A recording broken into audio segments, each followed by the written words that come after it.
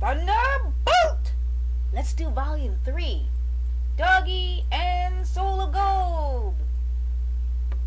Okay, so now we're at Volume 3, which covers episode 6 and 7.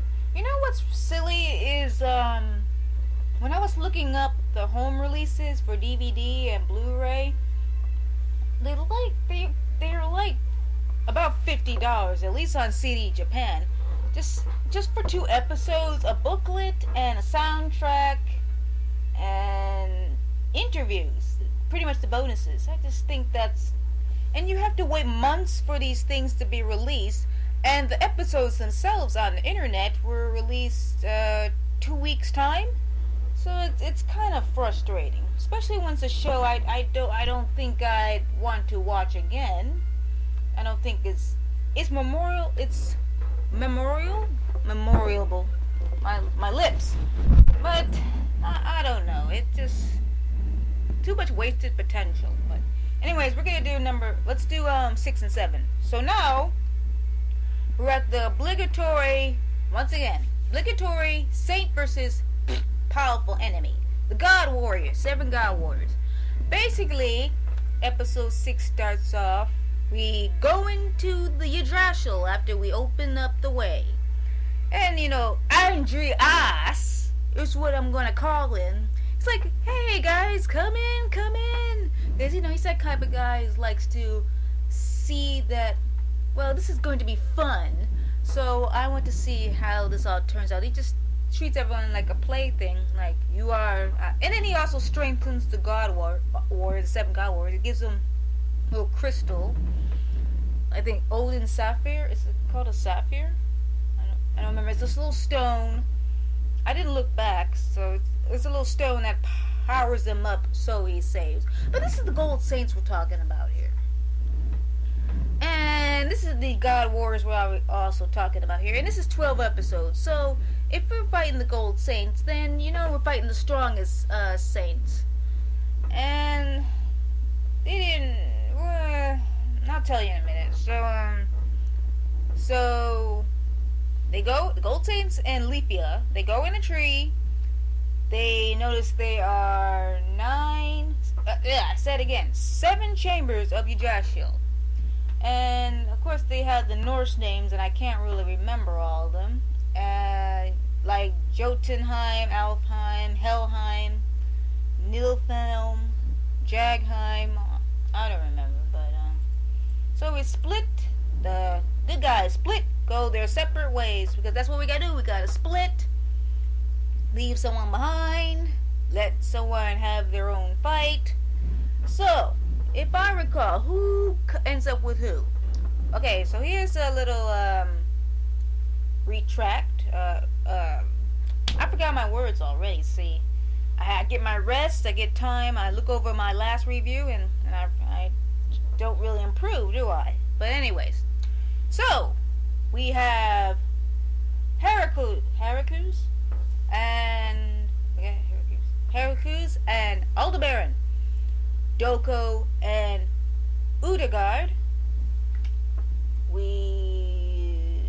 Let's see, Aphrodite is not here, Milo is not here, Saga gets Sigmund, right? Saga gets Sigmund.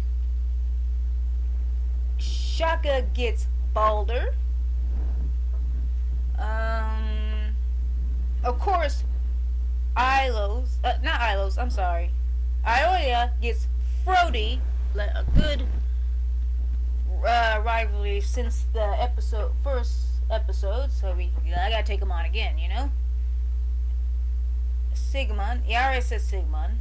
And Cert and Camus and Cert are together. Camus takes on stinking Camus. Camu gets Shura, which is really ridiculous. I'm about to talk about that in a minute. Okay, so F6, F7, F6 covers. Oh, I forgot. Moo gets Fafnir. Okay, so Moo gets Fafnir. He just gets one-shotted. He don't get one. No, I'm sorry, not one-shotted, but Fafnir Daphne likes to monologue. I'm strong, and boom. Now shut up and let's get started, okay? So yeah, he's the big old butt monkey of the show with Leafia, well, sort of. So okay. So we got our fights together, and we got to destroy the 7 changers to stop the growth of evil or whatever, and get to Andreas and stop him too. And also Leafia's in I think Nilhelm. She's in the dead chamber with Udegard, and she acts all strange. And Doko, she sends the dead corpses against Doko, so that's you're really wondering what's going on there. Like, oh, is she one of the bad guys? And what can I say about Heracles and Aldebaran? First of all, they're the perfect match. You're thinking, well, it's basically the stuff said, strong fighter versus strong fighter, fist against fist. But you know what? Aldebaran, you're so good. I'm so happy. There's few things that makes me happy about the show. That all the Gold Saints get a little extra. Like I said in the last review, they get a little extra exposure in comparison to the classic series, like Aldebaran, Death Mask. Death Mask is redemption little storyline. Aldebaran shows how of a freaking boss he is, and then there's Iolos. I'm gonna talk in a minute. So Aldebaran, he didn't have to. I forgot. It's also this Chambers fight also represents everyone using their god cloths to go over their limit and face the god warriors who use these stones to power themselves up. But I don't think that was even necessary for Aldebaran, because he was doing good. He had the defense, he had the power, and I mean, Heracles is just pounding him, like, would you show me your god cloth? And show me your god cloth, show me how strong you are. He's just standing, and Aldebaran, he's just standing there like, you're not that good. I'm just gonna frown and stand there and look at you. And this is great. So he just slaps him right in his face, like, you're sounding stupid, man. Told you I'm not gonna do it. You're not strong enough. But he does it anyway. Takes him out. And then Heracles is like, oh, you're so strong. I really respect you.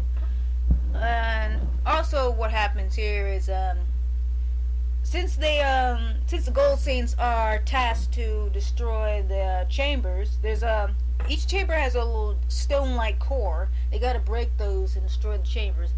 So when they do that,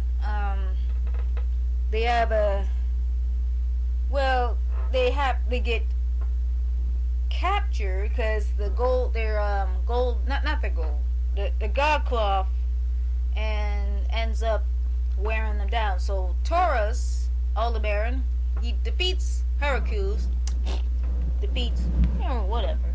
He takes out the stone, but he gets captured in the process. What happens next?